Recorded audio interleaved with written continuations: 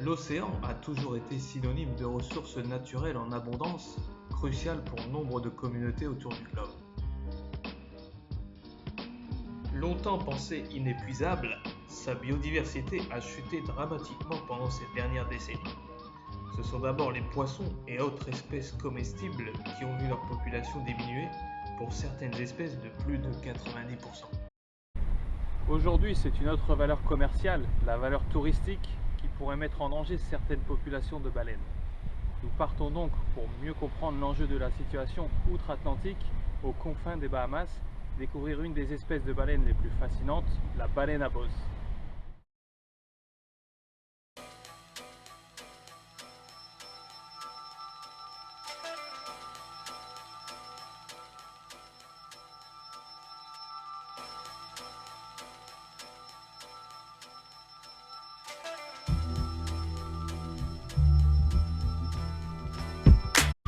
Un des plus surprenants rassemblements de cétacés au monde se déroule au cœur des Caraïbes lorsque les baleines à bosse effectuent leur migration annuelle vers leur site de reproduction entre l'archipel des Turks et Caicos et la République dominicaine.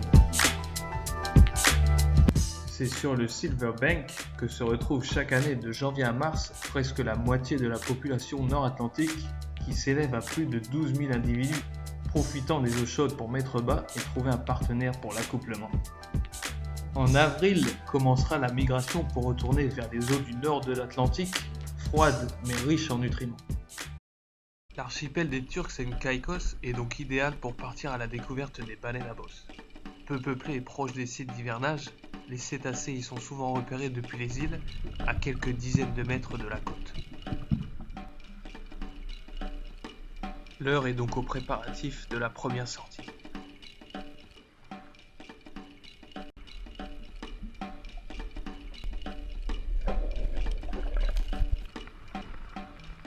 Les conditions ont l'air bonnes aujourd'hui.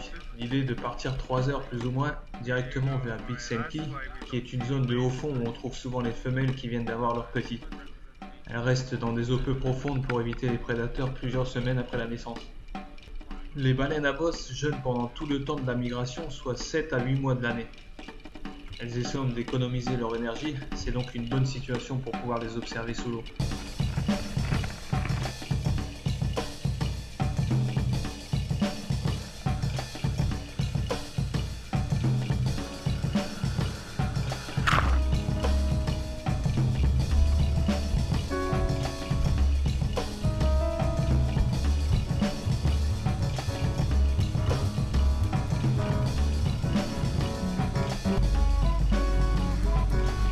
Après 2 heures de prospection, une baleine est repérée, apparemment accompagnée d'un petit. Après plusieurs semaines de préparation, l'heure de la première immersion est enfin arrivée. Après la naissance, le baleineau dépend de sa mère qui l'allaitera pendant presque un an.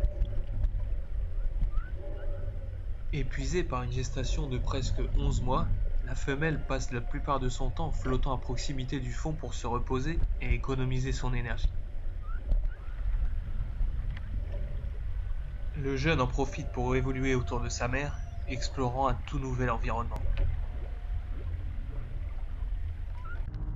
La rencontre a été intense, mais le ciel annonce une tempête qui oblige le retour au port.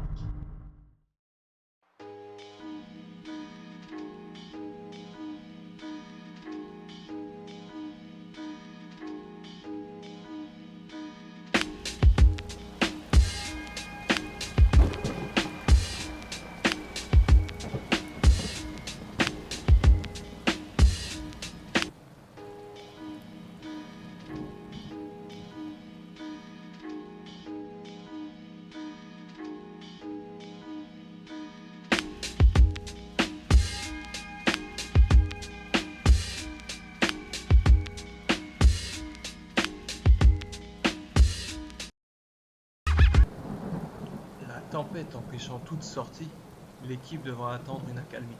C'est l'occasion de faire le point sur l'organisation de la prochaine expédition. Okay, 21st of January, can you give me the coordinates? Yes, we were 2.5 miles southeast of Salki. Les couples mère-petit commencent à se faire de plus en plus nombreux, mais les adultes en phase de reproduction se trouvent un peu plus loin des côtes. Avec les conditions prévues, le repérage des baleines sera plus difficile, mais l'équipe décide de tenter avec une plus grosse embarcation. Avec de telles vagues, le souffle de chaque baleine passe facilement inaperçu. La vigie espère donc voir un breach ou une activité en surface plus facilement repérable.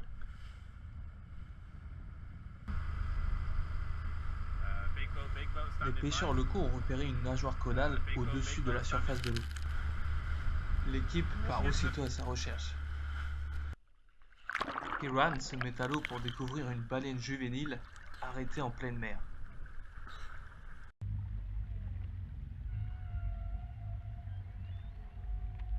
Elle s'approche dans un premier temps pour inspecter le visiteur.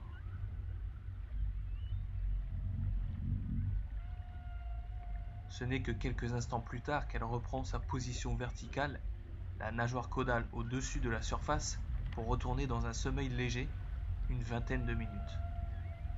Comme le reste des cétacés, la baleine à bosse dort en gardant un hémisphère cérébral actif pour rester en alerte en permanence, retournant uniquement en surface pour respirer.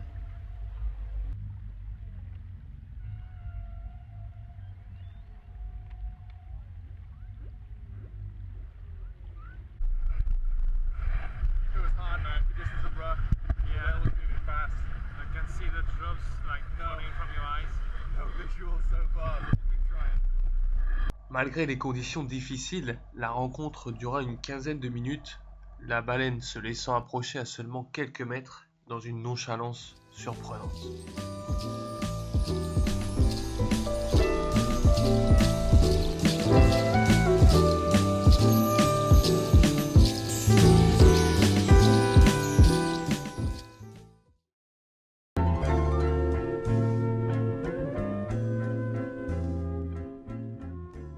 Avec le retour de bonnes conditions, l'équipe espère se rapprocher des zones où les mâles adultes se défient pour l'accès aux femelles. L'époque de la reproduction est cruciale pour l'ensemble de la population des Caraïbes, garant de futures générations.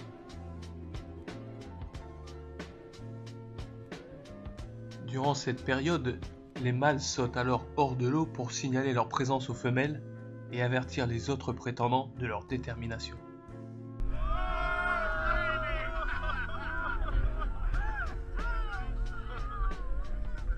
Un juvénile apparemment actif capte notre attention et nous décidons de nous mettre à l'eau de nouveau. Comme la plupart du temps, le chant des baleines résonne dans le bleu caribéen, véritable joute sonore, prélude aux affrontements physiques.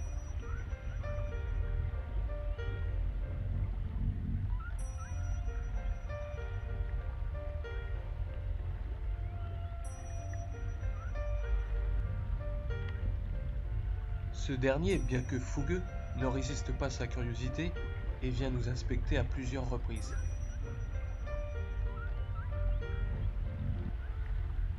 Oubliant ses congénères quelques instants, il se rapproche de quelques mètres de plus à chaque passage.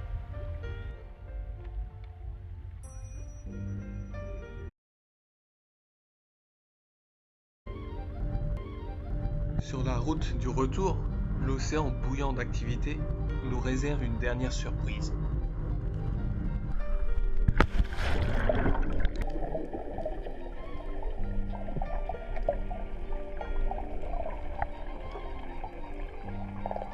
Ce qui semble être un mâle et une femelle, sur le point de s'accoupler, nous offre un spectacle empreint de magie.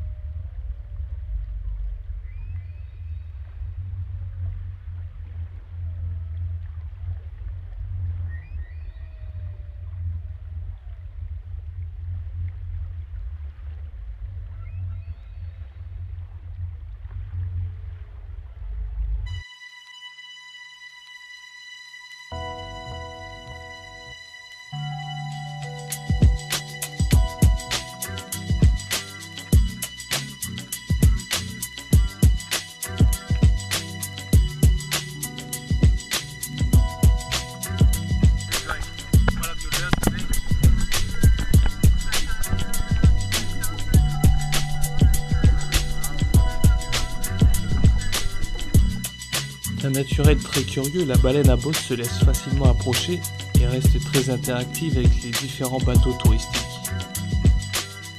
De par le monde, elle retrouve peu à peu sa population d'origine.